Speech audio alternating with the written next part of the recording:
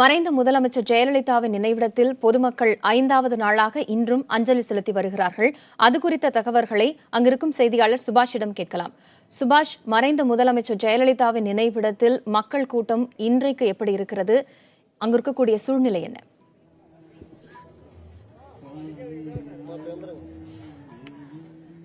அதாவது மறைந்த முன்னாள் முதலமைச்சர் ஜெயலலிதாவுக்கு அஞ்சலி செலுத்தும் விதமாக இன்றும் பல மாநிலத்தின் பல்வேறு பகுதிகளிலிருந்து பல்வேறு மாவட்டத்திலிருந்து ஏராளமான பொதுமக்கள் வரிசையில் நின்று அவருக்கு அஞ்சலி செலுத்தி வருகிறார்கள். அதற்கான காட்சிகளை நாம் நேரடியாக பார்க்க முடிகிறது. ஏறத்தாழ இன்று காலை முதலாகவே அதிகப்படியான பேர் வந்து கொண்டிருக்கிறார்கள். ஒரு சில நபர்கள் கண்ணீர் மல்க இங்கே அழுகும் கூடிய காட்சியை நாம் பார்க்க முடிகிறது. ஏராளமானோர் வெளியூரில் இருந்து வருகிறார்கள். அவர்களுக்கு பாதுகாப்பு அளிக்கும் வகையில் காவல்துறையிடம் பல்வேறு பாதுகாப்பு ஏற்பாடுகள் செய்யப்பட்டிருக்கிறது.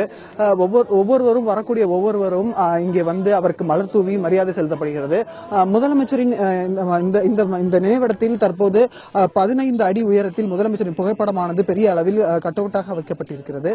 அதன் சுற்றிலுமாக மலர்கள் எல்லாம் அலங்கரிக்கப்பட்டு முழுவதுமாக இங்கே அலங்கரிக்கப்பட்டிருக்கிறது.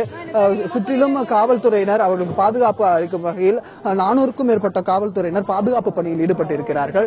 வரக்கூடியவர்கள் அவர்கள் குடும்பத்திலிருந்து வெளி ஊர்களிலிருந்தும் வந்து கொண்டிருக்கிறார்கள்.